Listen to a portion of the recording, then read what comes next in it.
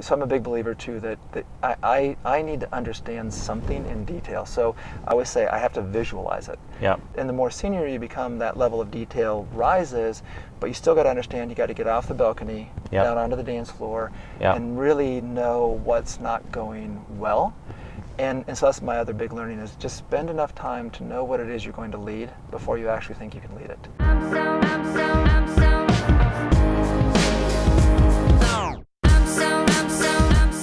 Welcome to Driving Change, where we go for a ride with leading technology executives and dig deep into their beliefs, habits, routines, and influences.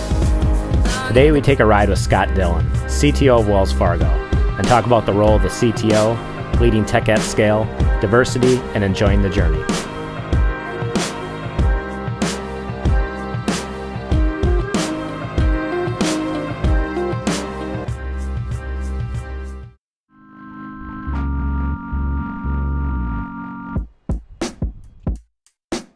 How's it going? Good, how are you? Good to see you. Yeah, you as well. So we're going to take a drive over to Spy House Coffee, Hennepin location. Okay. Grab a coffee. Do you drink coffee? I do. Okay. Lots of it. It's one of the requirements. Okay. Some people don't. Yep. You know? Nope, I gotta have Diet Mountain Dews or whatever in the morning. Yep, nope, hardcore coffee is good, and straight, just black coffee is awesome. So it is a nice day. I was pretty happy about that. It is a beautiful day. It's a good reason to be in Minnesota. Shut this. Thank you, I appreciate it. Keep the glare off. How did you get into technology? You know, it's interesting. I always say it was technology is more of an avocation. So when I first started, I've been with Norwest now about 23, 24 years. And I started out of college at what was Norwest, now Wells Fargo. Yep. Started into the finance area, but my first project was to put in customer profitability. And so it became a business problem, which was let's understand our customers better. And technology became the solution. And if I think about the last, 20-some years that I've been working, it's always been a business problem, a customer problem that has led to the use of technology. And it's, my roles have just continued to expand, and I've been fortunate to be with a great organization and great teams. And so that was the first foray into it, but it started on the finance side of the house. So you were Norwest. I was Norwest, and then you left for a while, right? I did. I was here up through at Norwest. It was still Norwest then until 2006. Went to Deloitte, with Deloitte Consulting. Spent 6 years there, was a partner, did a variety of different things, not in technology, primarily in strategy work, cost reduction, those kinds Finance, of things. banking? Finance, banking, always in the financial services vertical. You're the Chief Technology Officer of Wells Fargo currently. How do you guys define the role of the CTO? Yeah, so for the role of the CTO for us, and my responsibilities in general are head of all technology. So we have all the enterprise technology. We've got about 20-some thousand professionals that are in the technology space across the globe, and they all report in through my organization. And the Chief Technology Officer, I like to think about it is here for the team, here for the customer, here for the business, and my role is to make sure that we're delivering those things that are strategic in nature, and really do put the customer at the center of everything we do, and we do it through having the best team, I think, in technology. I think people would be surprised to think that Wells Fargo has 20,000 IT professionals. Yeah, that's a lot of people. It is. I think that's larger than there's 4 or 5 countries that are smaller than that, right? It is large, and if you think about the size and scope of what we have from just the global nature of our 70 million customers, so we service 70 million customers, we have 12,500 transactions, customer interactions every minute. Wow. Across the globe, where and that's why we, when I keep going back to the customer, we take it so serious about making sure that we have the safest, most sound, most customer-centric orientation, because that velocity and those expectations from our customers, that's what we engineer for.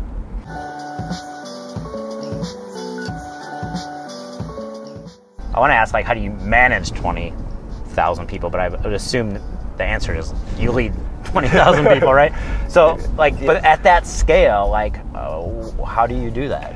It's about the people, and it's about making sure you never lose that that mindset, right? So we spend a lot of time making sure that we're using technology, whether it be virtual town halls, proactive communications. We're going to be doing in the coming months just a whole month dedicated to team member engagement. Okay. It's things that we measure. I do fireside chats, so we get the leadership team out. We do, again, in-person town halls. Very focused culture program as well, and that sounds a little bit maybe odd, but it is all about the culture, making sure we can define it, having the team members have a great understanding about what we're trying to do and the strategy. Yep. So one of my big beliefs is, we all want to continue to drive greater and bigger and better things, but when you're as big as we are, you can sometimes lose sight of what is the real purpose, right? Fall into silos and traps. And so the focus around our culture, our strategy, and where we're going, and then making it real. So that trust is important. Trust is huge, and that's one of the things. So our defined culture is really simple, right? The vision and values of Wells Fargo is all about the customer, center of everything we do. And within technology, we've got 4 key principles that line up with that, which is be accountable, be collaborative, have high trust, and have courage. And courage in a large organization means that you take those accountabilities and responsibilities, but you also are unafraid to put your hand up when things are going wrong. And I think that's a key to a large company, right? Is that trust and transparency and courage. Now, over the last 2 years, you guys did a big IT transformation, right? I believe it was a bit more siloed, right? Before you came into the CTO role? It was, and I think we're still under the transformation journey right now. Okay. And it really is about breaking those walls down, and if you think of the customer kind of at the center, which is, again, our orientation, they don't care about our silos, they don't care about our structure, they care about that, you hear omni-channel, I like to think of it as an omni-experience. Yep. Whether you're on a phone, or whether you walk in, or maybe you're doing those things simultaneously across different lines of business, they want us to know them, they want us to be able to talk to them in a way that is going to give them the immediacy of answers and everything else. That's caused us to break our silos down. It's caused us to look at old infrastructure, old technologies, and really figure out how do we get to the next generation to deliver that kind of seamless solution. What's transformed within technology within the organization? Yeah, no, it's a great question. We, at our size and scale, we had our own little silos. So we had an infrastructure team, we had application teams, we had some technology embedded within the business. And over the last 2 years, we stepped back and said, what is it that the customer wants, the business wants? It's a seamless experience. And so we started with what we call the technology transformation journey. And that was to step back and look at the good and the bad, and come back with a real operating model, right? That was defined with decision rights. And then from there, we did a restructuring of ourselves that aligned us up from an organizational perspective. And what we've gone to now is we've got CIOs that are aligned to the business and focused on the businesses. Okay. And then we've got 4 horizontals that cross those CIOs. So it's kind of what we call a broker-author model. Okay. That allows us to take enterprise services, broker them into the business, versus where we were in the past. And some of the challenges we had is we would build a great solution, but it was targeted at maybe a specific customer channel or a specific line of business, and we would not always get the enterprise scale from it, and that would always cause us a little bit of challenges. So started with a structure, kept the customer at the center, and then now we're evolving from what I would call structure and operations into fundamentally changing the technology itself. So we're bringing in a lot more private cloud technologies and working to what we call re-platform the bank into new current tools and technologies, and again, all with the rationale to make sure that we're doing it with the customer at the heart of everything we do. Looking back at your career, what has been one of the big aha moments, or you maybe were working on something and your kind of thought process kind of totally changed change a belief? It's interesting, and it's a great question. And I think there's always those big things that happen in your career you don't realize until later how important they were. Yep. You know, one of the biggest ones was just when I was in consulting, and you learn that if you truly engage in dialogue and if you truly put the best people onto a problem and you're willing to listen to each other and be dynamic, there's nothing you can't solve. So for me, it's about being a good listener, you know, have a clear vision, but invest the time to get the right people on the right problems, and then really work on them. Okay. And work on them together, and that has always been a good approach.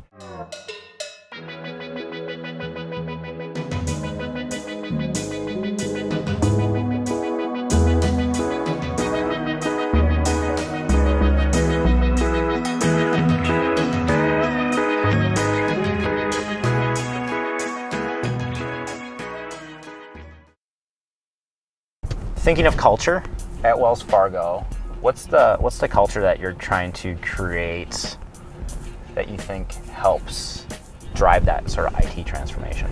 You know, again, culture. I just truly believe it is the most important thing. We're you know, so if we start at the company level, we're a company that's been around 164 years. And we always start every dialogue about our vision, our values, our culture, and so it's deep rooted beyond just technology. And within technology, especially when you start thinking about the pressures that we're under, and our commitment to our team. You know, I mean, technology is great, but technology is made to work by our people. And so, you know, we believe firmly, I believe people are the competitive advantage that makes it all work. So for us, it's making sure that we're really close and we're to the people, listening to our teams and understanding what they're saying to us. And I always keep calling that out because I just think the bigger you get, the harder it is to hear really well. Yes. And you move on to things. So culture for us is that way of grounding us, making sure that we're doing the right things, we're taking the time to, you know, reinforce the important things of the vision and values, and really able to protect that. It is a collaborative culture as well, and that's very different from what you see in a lot of other just small companies, big companies. You know, we want to make sure we spend some time getting it right. And strategy is super important to us, but culture trumps strategy. That's you know, kind of in the DNA of how we think about it. And you know, clearly you got to aim the ship in the right direction, but you know, culture is DNA, right? Culture is the DNA, and it makes everything work. If people are your competitive advantage, who are the right people that fit well within? You know, and that we love and embrace diversity. So I think the right people are those that we're, again, listening to, engaging, getting diversity of thought, getting diversity of talent, and making sure we push ourselves really hard on that, because, you know, again, one of the wrong things that you could ever do is say this is the person in the profile, because you're just going to be the same, and you know, the world isn't the same, and the problems aren't the same, and they're changing really dynamically. And so it can be, you know, diversity of culture, diversity of people, diversity of thought, diversity in gender and age, and especially if you think of the millennials coming in, how they think is so different, right? And if we're not kind of connecting in that intentionally, so I don't know that I could ever give you, I can give you attributes. There are people who care tremendously about what they do, have high integrity, you know, are good at collaborating, are you know, courageous leaders, and just show up every day with the right intention. Well, with everything changing really fast, right? You never know what the answer may be, but having a great collective group of people can figure that out. Absolutely, and that's, you know, goes back to some of the, you know, your one question about some of the things I've learned in my career, which is get the right people in the room, and the right people have different views. Sometimes the hard problems become a little bit messy because there's not like, we'll just go do this and it'll be done perfectly. You have to kind of scrum through it, and you gotta, you know, you think about agile technology development and those kinds of things today.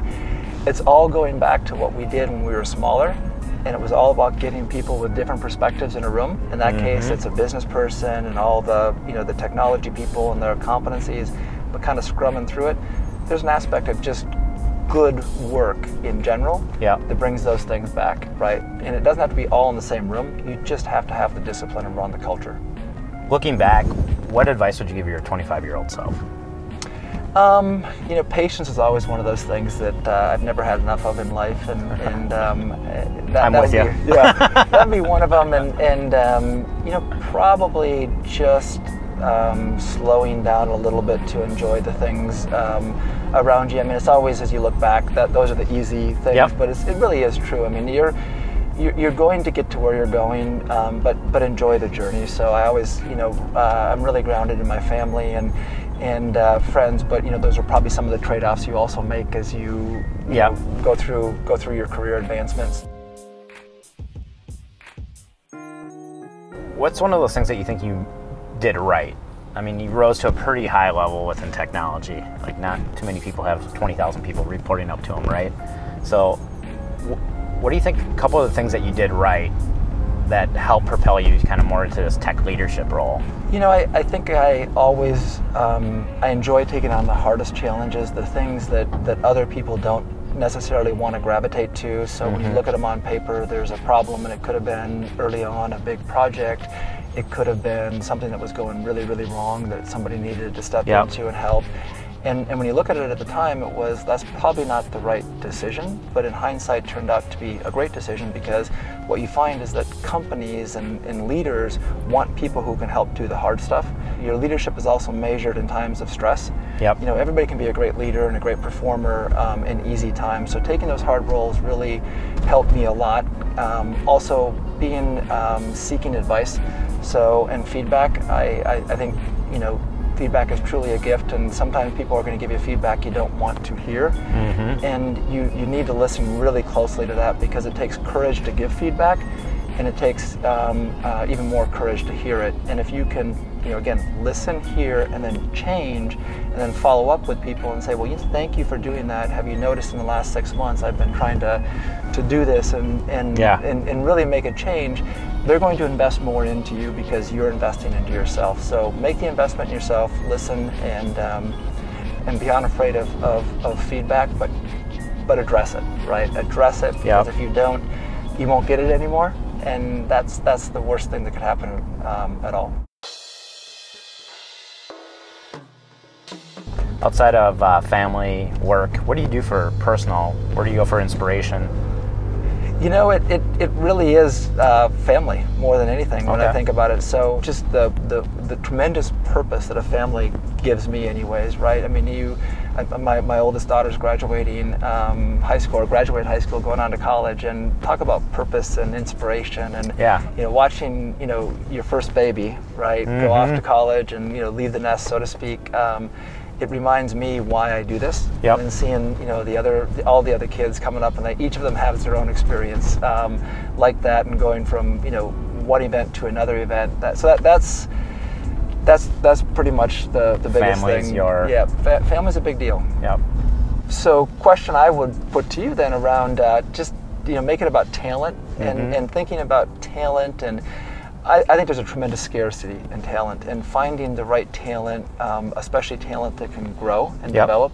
And in the technology world, where we tend by nature to be introverted and tend to be siloed, so how do you seek out and help, you know, organizations find a future leader, right, who can kind of grow and scale with the organization, and what are the challenges from that perspective?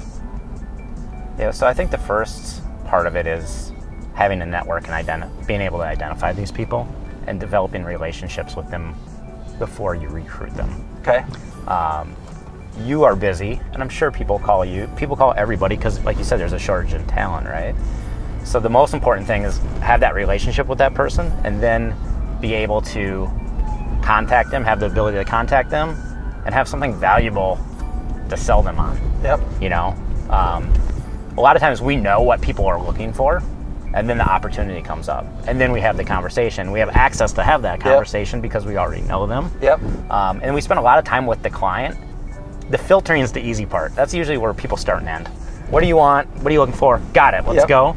It's creating that value proposition of this role, because the people that are the best people, typically, not always, are very busy and their heads down and they're not looking. Right. Yeah. Period. They're not looking. Yeah. So you post jobs, do all this stuff, social media, get it all out there, but these people aren't looking, so they're not going to see any of that, right? So you have to have access to them, and then spend a lot of time to understand what's that value. What are they going to get if they go there? And then have that conversation with them and see if it's the right fit. Yep. You can filter them, make sure they're the right person, all that, but it's really like not necessarily selling the role, but seeing how that fits with them and how that they can go. Because the best people aren't looking, and then once you get that best person in your company, the great part about it, they're not looking. Right. Right? And so they stay there and they grow there. So that brings me to my final question, which is the question for you. For other tech leaders that are watching this show, what question would you like to have them answer? The thing we all got to answer, and everybody should ask themselves, is, what are your biggest challenges? Do you know what they are? Do you know how you're going to mitigate them and how you are mitigating them? But most importantly and sincerely, who are your best people? And have you spent time trying to re-recruit them and engage them in a way that keeps them your greatest asset? And that takes a little bit of time. Do you know anything about your greatest resources in their family and what makes them tick? And do you take the time to ask them about those things? Or is it just dead end work? So, people are the competitive advantage for all of us. And take care of your people, and do you know them by name, and do you know what the environment they're operating in and what's important to them? That's one of the big things. And then also, where are your blind sides? And have a little bit of, if not a lot of, trepidation, right, about what could go wrong. Because when you know that, it won't happen. Because you're thoughtful and you're mitigating it and you're planning for it. So those are the things that work best for me. That's great. Hey, we're here. Cool. Thanks Painless. for your time. Yeah, no, I appreciate it. That was good. Thank you.